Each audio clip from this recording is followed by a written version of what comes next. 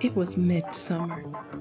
School was the furthest thing from my mind, especially since Ricky Stubbs disappeared after the school dance, a week before school ended. He lived just 3 blocks down the street from me. These things never happen here in Salem. Summer vacation went by faster each year. That year, on my birthday, I received tickets to see Elvis. My big brother Dean used to razz me about him. Oh, thank you very much. Dean, a senior at school, was a cool head, named after James Dean. He listened to Johnny Cash and dug muscle cars. We are close. Hercules was our 2-year-old German Shepherd. He loved sleeping in his doghouse. My younger brother Luke was 3 and loved building blocks.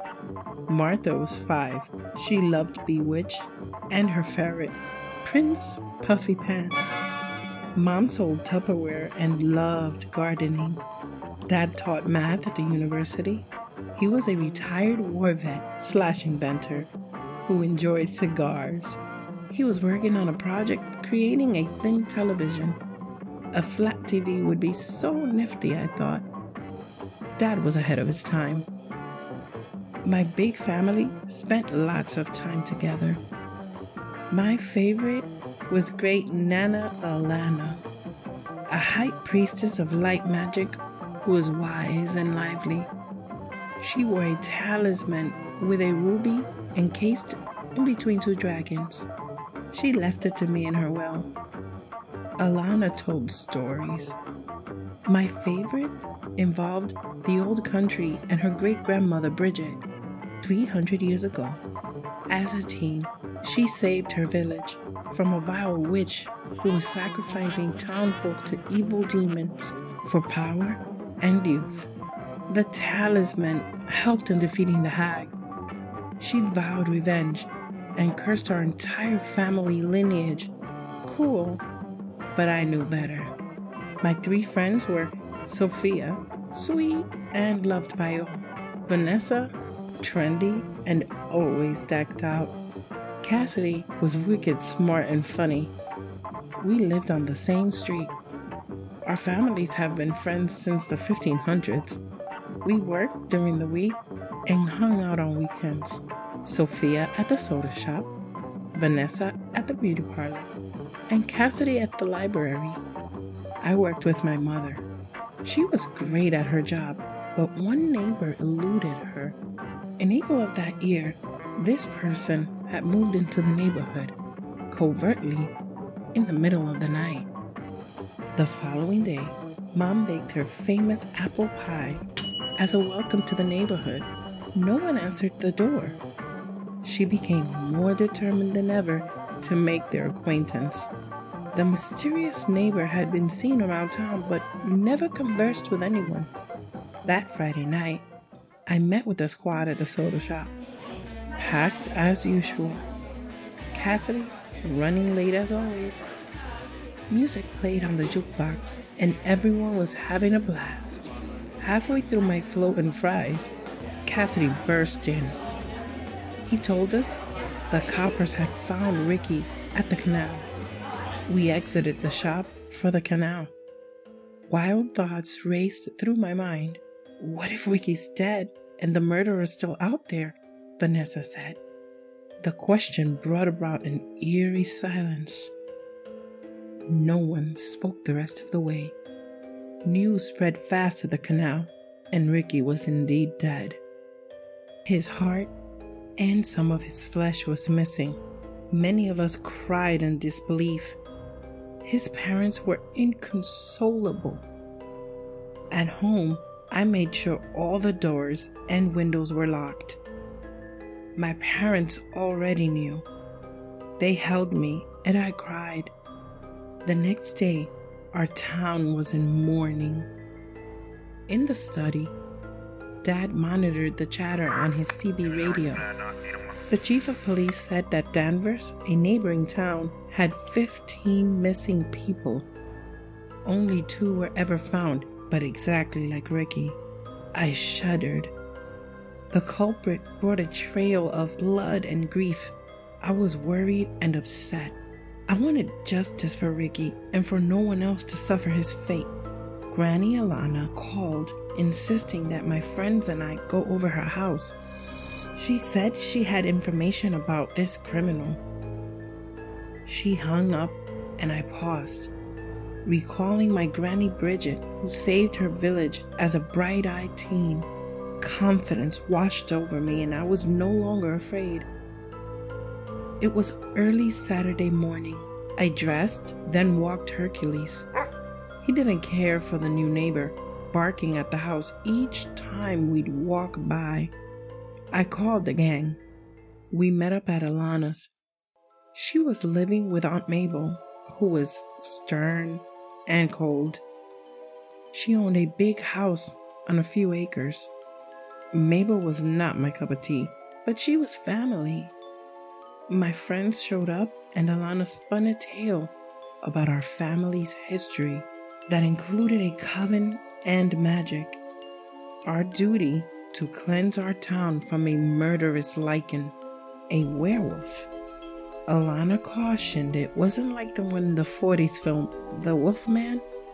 This one resembles a large, voracious animal, a killing machine with us on its menu. After hearing the news, feelings were mixed. They agreed in silence. We spent the night and they mentored us. Alana was elderly and fell asleep around 8. Mabel took her stead, preparation and practice, maximizing our strengths until we actualized our special abilities. Mabel showed us a gorgeous antique box holding 4 coven items forged from different precious metals. Sigils added a second ability to its owner. Coven members are immune to their powers. Having all powers at the same time was rare, happening only once in our coven's history. It was an honor. Vanessa has elemental magic, and her golden earrings allowed her a powerful banshee-like scream. Cassidy can control insects and animals. His bronze ring granting him incredible strength. Sophia has invisibility and healing powers with her silver medallion. I have telekinesis, and my platinum bracelet allows me to control time and remain immune. We were powerful individually, but together, a force. The only teens saving the day were Scooby's friends, but now it's our turn. Mabel taught us into the following night. It was now 8:45 Sunday evening. Time had run out. In a premonition, Mabel witnessed the monster clutching a heart as he howled under a full moon at midnight. There was a full moon that night. Mabel could not assist any further. We thanked them and went home to put on sneakers and the darkest clothes we had. Meeting at my house at 10:30. Almost home, I noticed a red car parked in our mysterious neighbor's driveway, like the one that James Dean drove in my parents' favorite movie, Rebel Without a Cause. A sticker of the Danvers Historical Society on its rear bumper. The house was empty. I let Hercules out and then changed clothes. I went for a snack and Dad left a note on the table. The little ones are at the sitters. Dean went out and Mom and Dad are on a date. Perfect. I ate my meal and checked the new inventory of Tupperware we store in our garage. The doorbell sounded. It was Vanessa, Sophia, and even Cassidy was on time. We got to work locating the creature, and scrying would do the trick. I spread our town's map on the table. The crystal was indecisive, pointing back and forth between Main Street and the mysterious neighbor's house. The Danvers bumper sticker on the parked car just confirmed the result. Cassidy borrowed Martha's pet ferret, Prince Puffy Pants, to spy from within. He laid on our sofa, falling into a trance-like state. The ferret scampered across the lonely street and gained access through the cat door. What can you see, Cassidy? It's dimly lit by a fireplace and well furnished. Wait, I heard a sound. It came from upstairs. I'm going up. There's a man, shackled to a bed. He's struggling. He can't see me. If his chains hold, no one dies tonight. We need to find evidence and call the police. I'll look around. Cassidy continued his search. Guys, we have a problem. The man's not in the bed anymore. Cassidy, get Prince Puffy Pants out of there fast. A few minutes later, we heard a howl. Prince Puffy Pants bolted down the stairs. He neared the cat door when the lichen pounced. He weaved the creature's advances and jumped through the cat door. Cassidy guided him home. It's now 11:25 p.m. We headed for the wolf's den. No more games. The basement door on the side of the house was secured by a lock and chain. Cassidy ripped it apart. We descended into a dark, musky basement full of boxes. A mouse whizzed by Sophia's foot and she yelped, knocking some over. The snafu revealed a secret metal door. A single wave of my hand unlocked it. Inside was dark and cold. I grabbed Dad's Zippo lighter he'd earlier left behind for a light. We saw blocks of dry ice, a blooded chainsaw, and human remains in plastic bags. Our faces turned green in disgust as we resisted vomiting. We crept quietly upstairs not to alert the predator. We checked the first bedroom. The werewolf got the jump on us, grabbing Cassidy.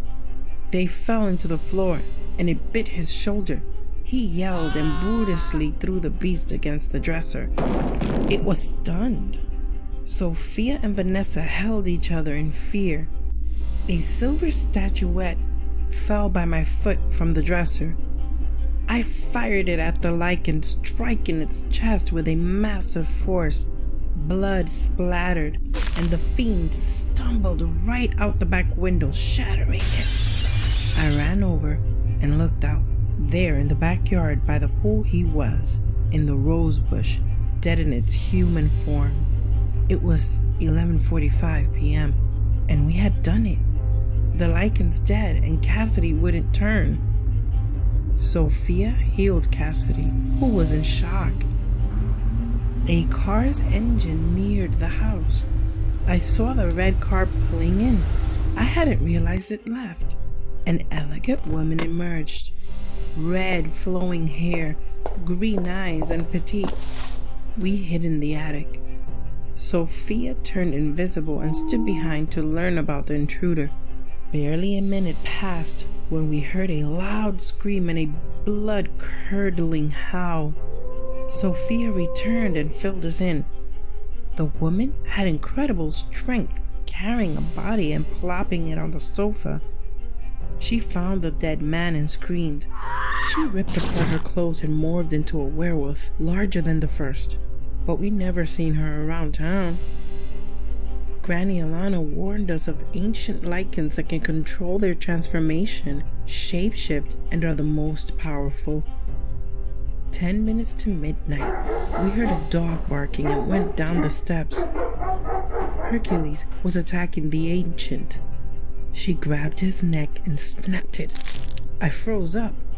Vanessa let loose a forceful wind that pushed the lichen back, but its supernatural strength negated it. As she stepped closer to Vanessa, she switched tactics and let out a scream that shattered everything glass.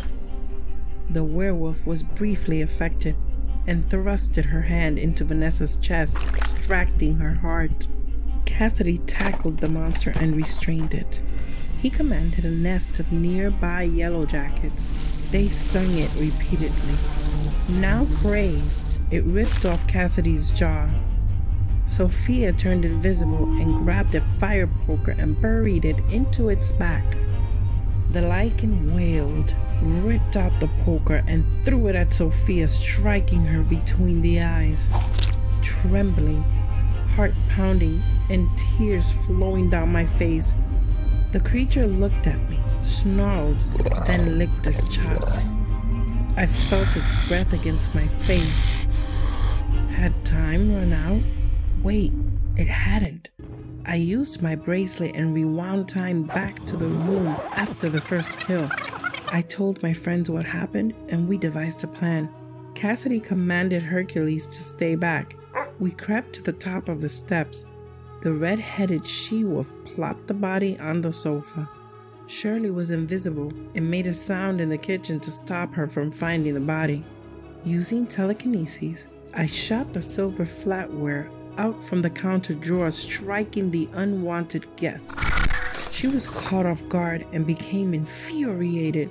She scrambled into the basement, emerging a few moments later as the beast. Vanessa used fire from the fireplace and lit her up.